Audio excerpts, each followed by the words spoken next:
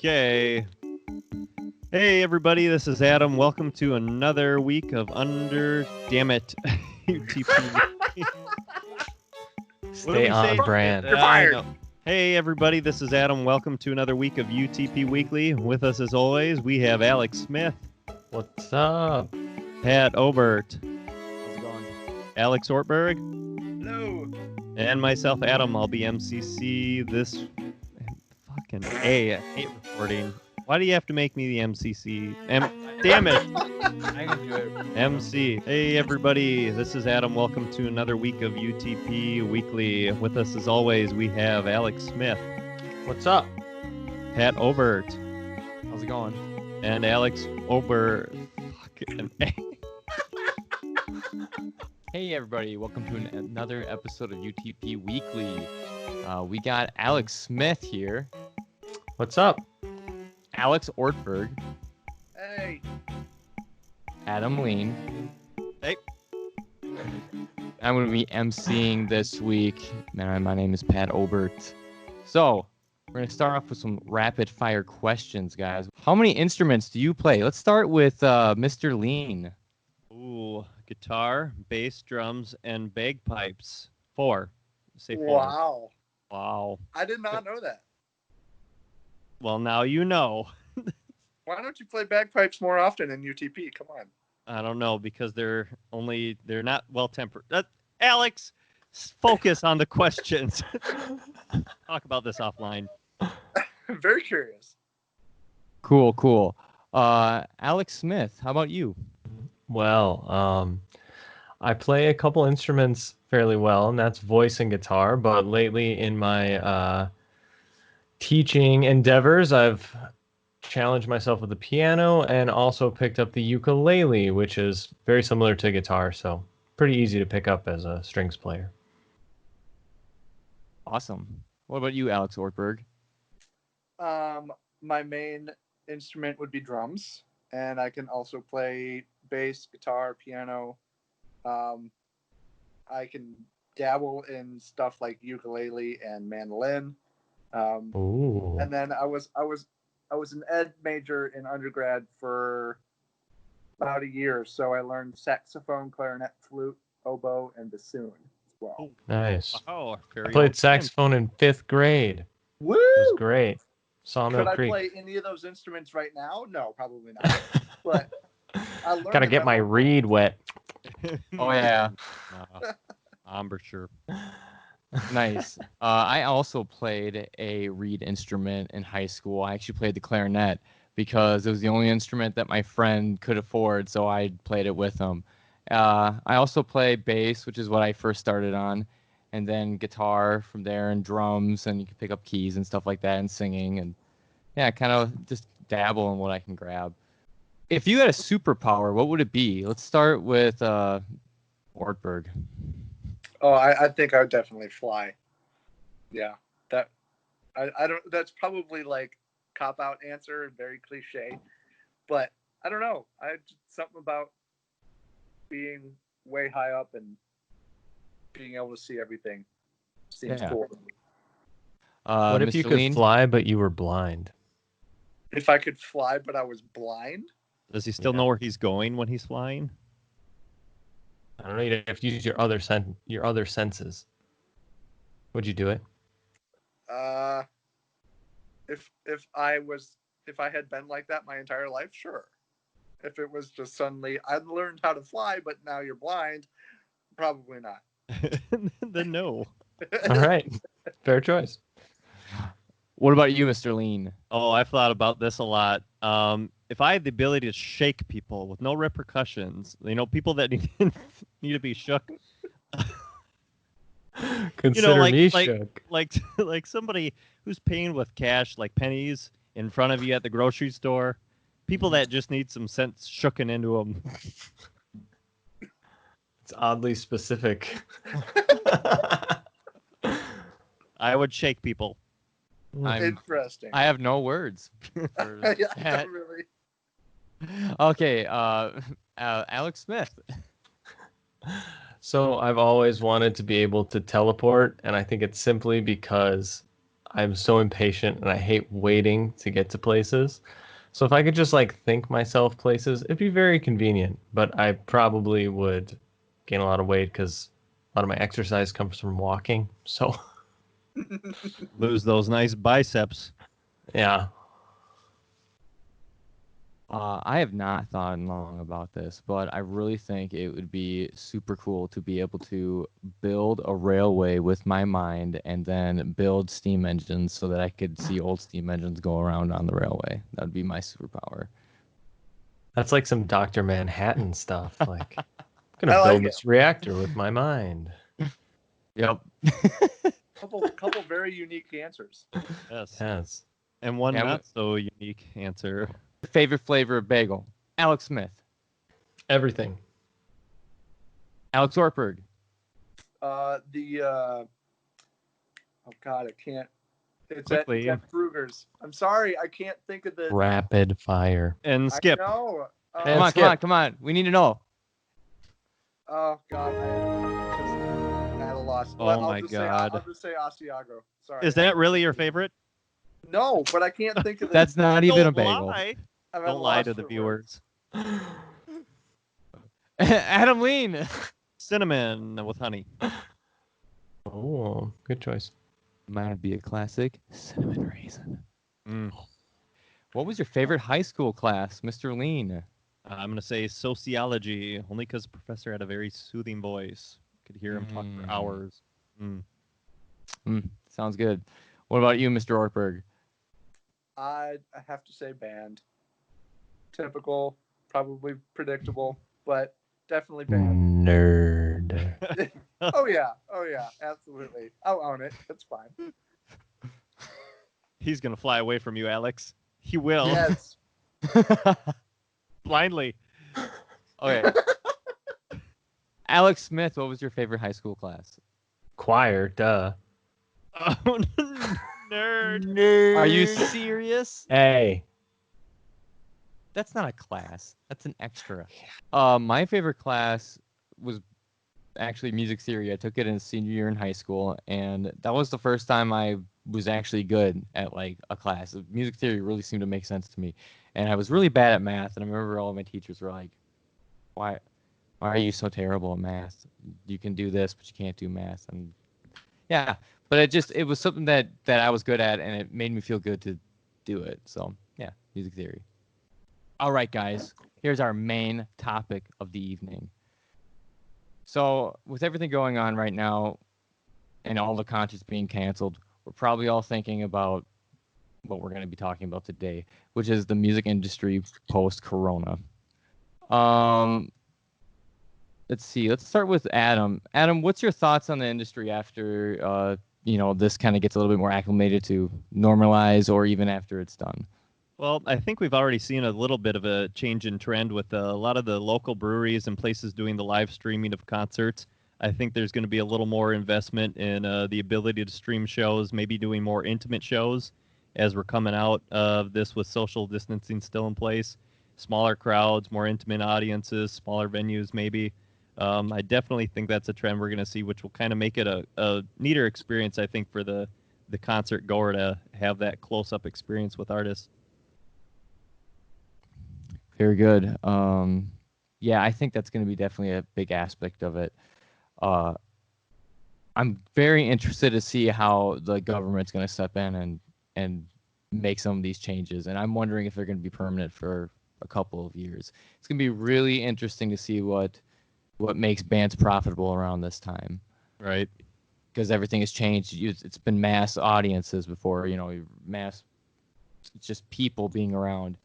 And that's not really going to be a thing. Yeah, most artists used to make their money from playing shows and touring, so it's really going to define how they generate profits going forward. Yeah, and it's pretty interesting, and it's kind of for our situation. I mean, me and you are both parents, so it's kind of exciting because it's gonna really change how things are done, and I'm excited to see what I can do from my house. Mm-hmm. What about you, Mr. Smith? Well, I don't think for a while we're going to have a post-coronavirus music industry. I think we're going to have a in coronavirus music industry. Unfortunately, this is kind of going to be the new normal for a little while, it looks like. So I think it's forcing us all to make a lot of overdue changes in the way that we equip ourselves to produce our product, which is music, right? So um, suddenly we've gone from this unique live music experience where you get to be really part of community and enjoy music with other members of your community to this space where suddenly you're competing with Netflix, Hulu, Amazon. You're just another compartmentalized digital media source. So it's going to force musicians to step up and really start to carve out their niche as performers up against all these other digital media sources that we enjoy on a daily basis. Yeah, it's going to become a whole package now. And it's bands are going to be forced to become a whole package, or they're going to be most likely left behind at this time. You got to have the whole thing, and it's got to be desirable. And I just don't see people having non-professional, I guess, media and being relevant. Very Well, It's really going to separate a lot of groups because, I mean, it's a significant investment to get up to some of that level and that caliber. I mean, some people are there and some just have no experience or the resources financially to do it. but you look at a lot of YouTube content and any of the multiple platforms out there, and it's people doing a lot creatively with very little. So if you're willing to put the work in and kind of get your hands dirty and learn new skills, you can make it happen. You know, Mm-hmm. it's just about adapting, I think. Mm-hmm. Yeah. Yeah. What about you, Mr. Ortberg? Yeah, I think a lot of good things were already said, but I'm interested to see kind of how if people aren't spending money on live shows and they can't go out and like buy merch directly, um, is that gonna is like are record sales now going to be actually a viable source of income for musicians now? Because nobody's spending money on concert tickets. So instead of spending money on concert tickets, maybe people will. Oh no, who am I kidding? No, nobody's gonna buy music. They'll just all stream it on Spotify. But I mean, it could happen. Who knows? It could change streaming. They Mhm. Yeah, could. it could change streaming, and maybe Spotify will or any of the streaming services will end up integrating some sort of like live concert things Holy into cow! their Yeah. like you Well, can stream live concerts directly from Spotify. yeah. That'd be And I pretty think cool. people should also take personal responsibility for music that you like. Like, let's not forget that we musicians come from an era of having patrons where people were personally invested in your art and helped you out with it, you know, because they respected what this musician or artist was doing. So I feel like people who have the prosperity right now have to get involved and be like, I love this product that you make so much that I'm willing to kind of sponsor you for a little while in hopes that if you keep continuing to do your thing, you're going to get better and better at it. And down the line, I'm going to get even more enjoyment out of the art that I love. So I hope people get really personally involved in the stuff that they really love. Yeah, I can see a lot more like Patreon, Kickstarter, like records Yeah. coming that way. Mm, absolutely. Absolutely. Uh, I I'm very interested to see, like we've been talking about, just how we're gonna need this whole package where shows are gonna be that people are gonna be expecting shows to be as if you're watching it on like Fuse TV or MTV back in the day. It's Yeah. got to be that level quality of entertainment that you can actually sell. And there's a part of live music where you can go to a show, and even if the band isn't entertaining in the way that they're moving around, you can kind of get by with listening sometimes, I think, with that feeling of just the natural ambience of being at a live show. So I think Yeah. it's going to be really interesting to see bands, you know, start making more of a show or making more of a presentation to their art. And even with bands that, there wasn't much of a presentation before, or band or like punk bands, I'm interested to see how different genres, go against it. it's going to be really interesting to see what a punk concert looks like as compared to like a country concert or whatnot. So, yeah. You might get a lot of underground shows too with some of those genres like punk. I could see that re-emerging, more underground basement type shows. Yeah. Just keep them under 10 people for a while. How about? Yeah, right. And Well, definitely no mosh pits. No, yeah. Right. It is going to be interesting to see like what happens with the wave of, of when people are trying. There's going to be a point where I think people do start doing shows again, and it's going to be interesting to see how that's affected by the numbers of coronavirus cases, because I feel like it's going to be like a wave across the country of one side being really, really, not super Conscientious. conscientious, which they should be. And then it kind of moving throughout the country, and you just kind of see it with the way the virus is spreading. It's at the coast. It's moving inward. It's not. I don't really think it's not hit Rochester as hard as it's hit these other places yet, just because. We're very fortunate where we are. Yeah. Yeah.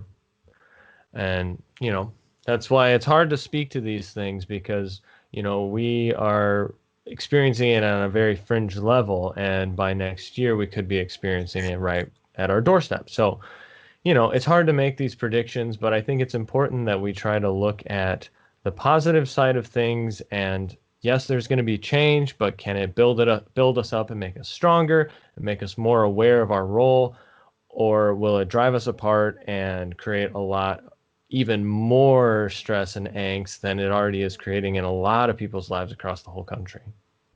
Yeah. Well said. I agree.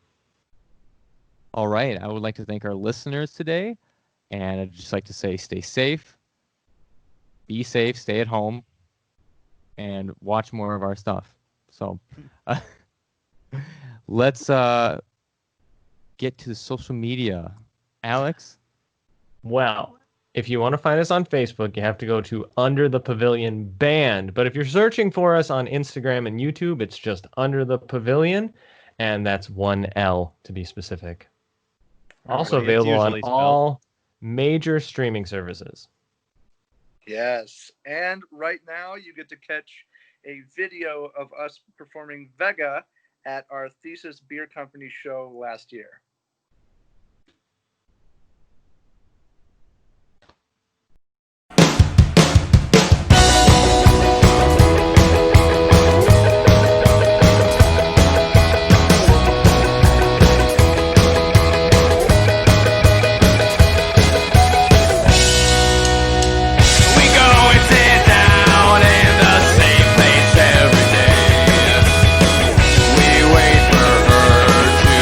Start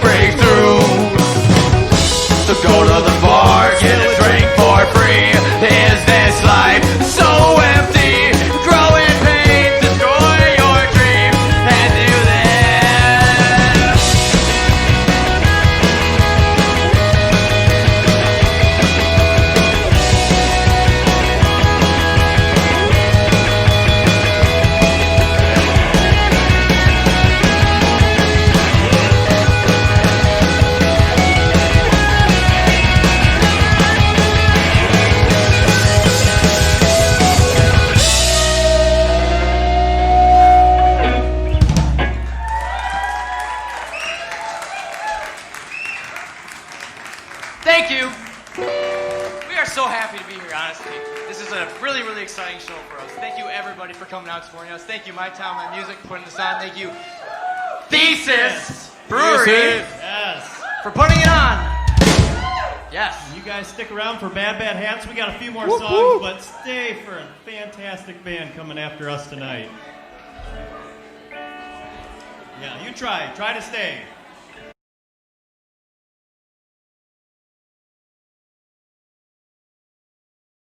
Hey guys, welcome to UTP Weekly 3. I'm your host, Wow. Patrick Obert. And with me today is Mr. Adam Lean, Alex Ortberg, and Al himself, Smith. 3.